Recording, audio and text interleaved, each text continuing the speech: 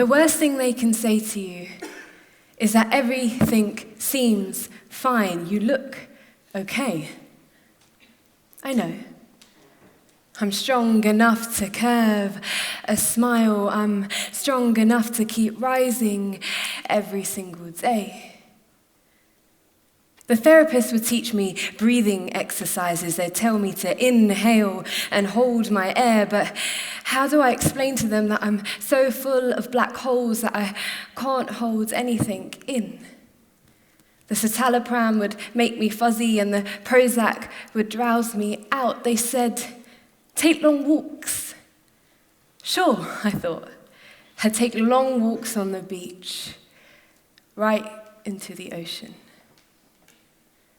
I know it was selfish, but sometimes it felt so lonely, feeling worthless by myself, that I wanted someone to sit in those black holes with me. But even still, there was always a language barrier when I would try to tell them how I felt, when I would try to tell them that sometimes I want to die. That word that lingers itself on the tip of my tongue, and for me to even say it makes me look like I'm looking for attention, suicide. That glowing exit sign that keeps flickering in the edge of my eye, but thank God I never left, and thank God I never chose that door, because soon I would see the future, and the future was the map and the treasure I'd been searching for. The future was my gravity. I saw the future, and I was alive again. Today, I would like to explore my experience, and that of so many other South Asian women, of mental health stigma and self-confidence issues. We are a society that has told ourselves that it's not okay not to be okay. And rather than working on our own inner self-confidence, we are a society that has learned how to bottle ourselves in.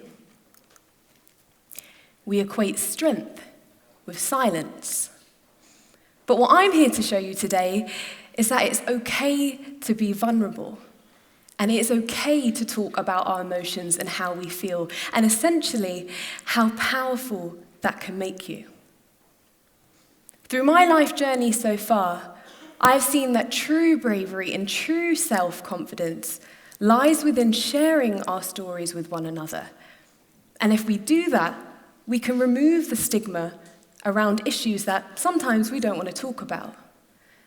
The way of sharing my story is through my spoken word poetry, as you've just heard.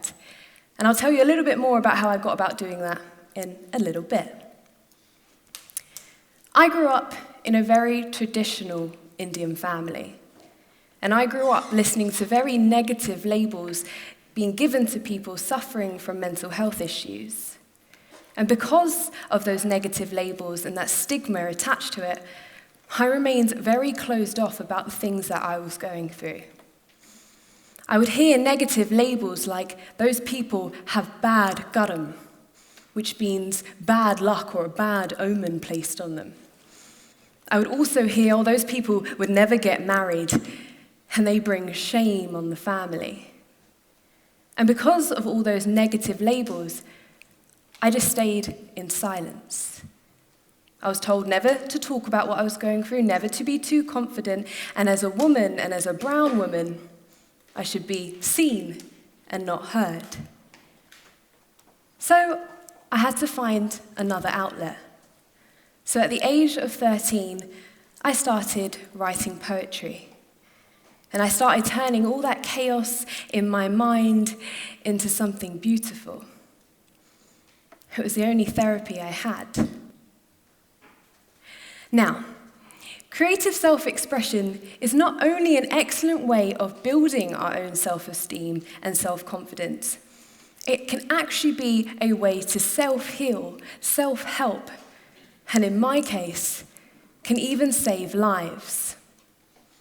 In a research report conducted by the Arts, Health and Wellbeing Foundation, they found that poetry and poetic therapy being used for people suffering from depression could save the NHS £200,000 a year. 75% of the people in their research sample said that by writing poetry, they were able to find a positive way of releasing their emotions. And 2/3 of the research sample also said that by listening to, writing, and reading poetry, it made them feel much more calm and much more relaxed.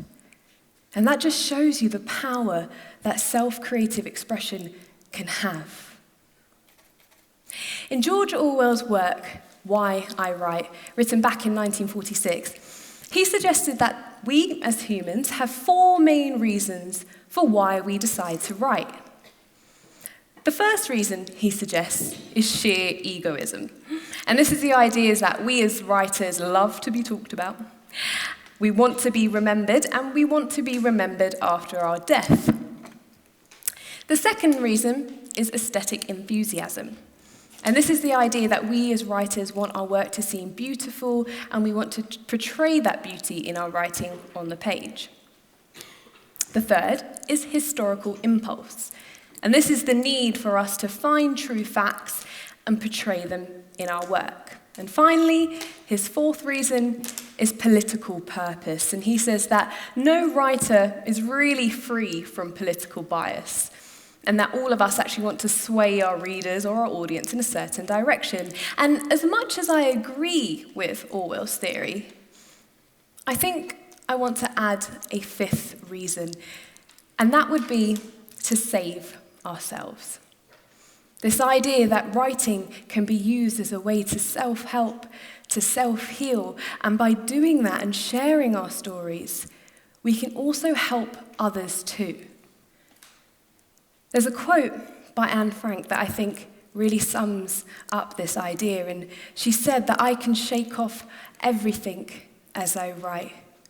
My sorrows disappear, and my courage is reborn. And that alone just shows you how powerful writing and releasing can be. As well as being a spoken word artist, I am actually a history teacher at a school here in central London. And one of the most effective tools in teaching that I have used so far is something called Think, Pair, Share. Now, there might be some teachers in the audience, so they might recognize what this method is. Now, Think, Pair, Share is essentially when you pose a question or an issue to your students and to the class. They're given some time to think about it.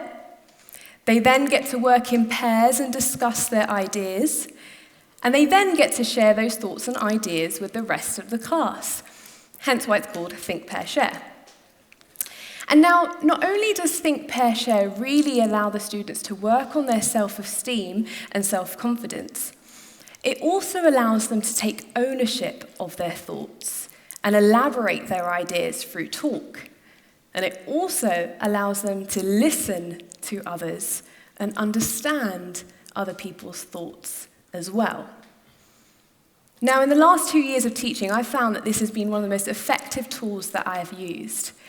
But recently I've been thinking about why can't we use this more in real life? Why can't we think, pair, share more?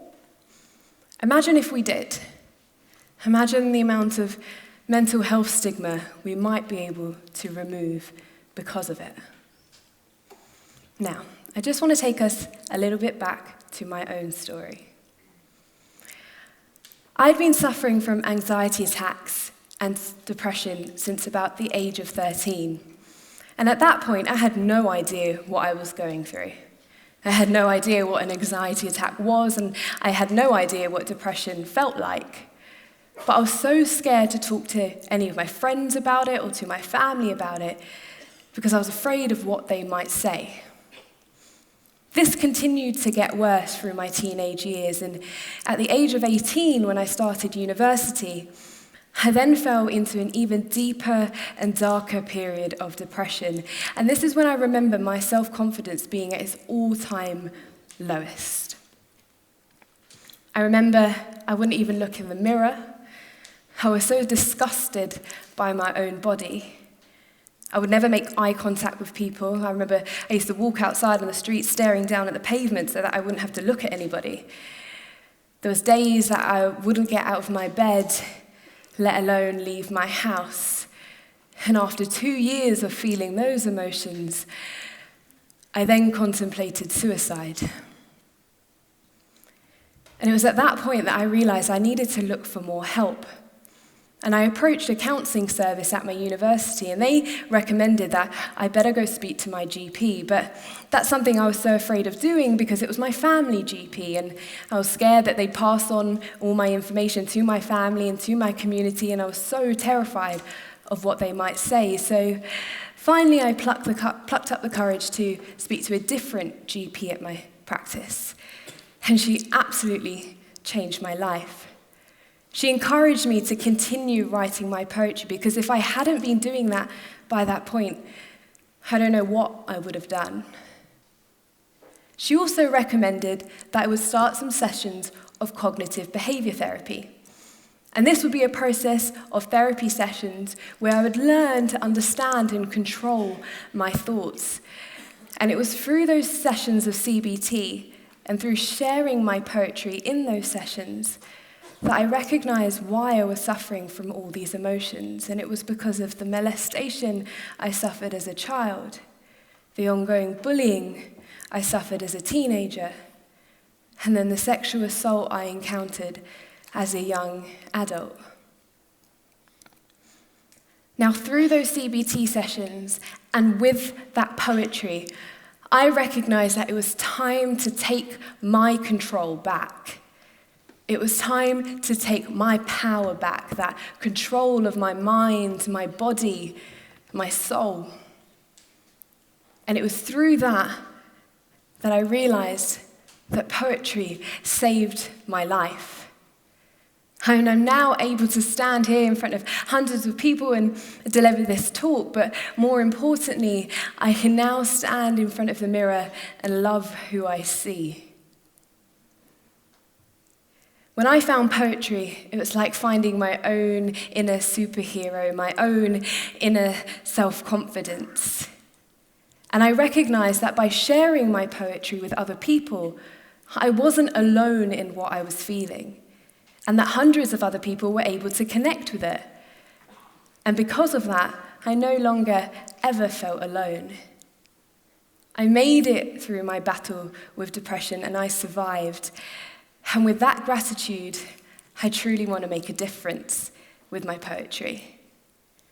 I'm now 24, off antidepressants, and feeling better than I ever have. Now, this final poem is one called Recovery, and it really shows you the journey that I've been on.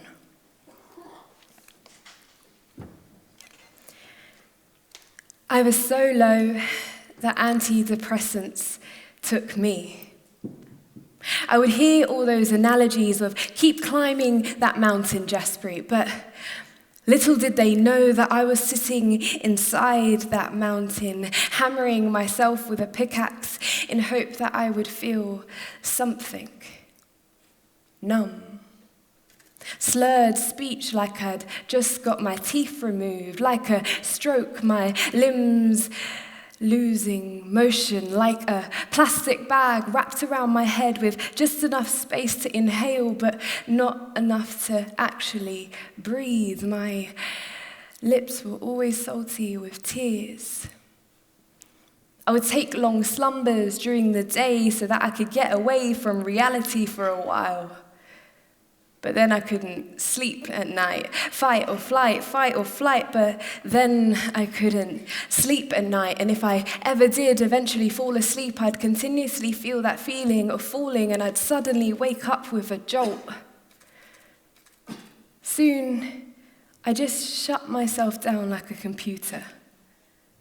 Reboot, reboot, reboot. Black screens and flickers. Sitting inside a haunted house with ghosts living inside my chest, but nobody could see them, so nobody believed me. Nobody believed me, so I had to perform my own invasive surgery, cut open my chest and remove the disease. I saved me. And now it's time for recovery. So find your story, write it, release it, and make sure you share it, because it might just save your life. Thank you.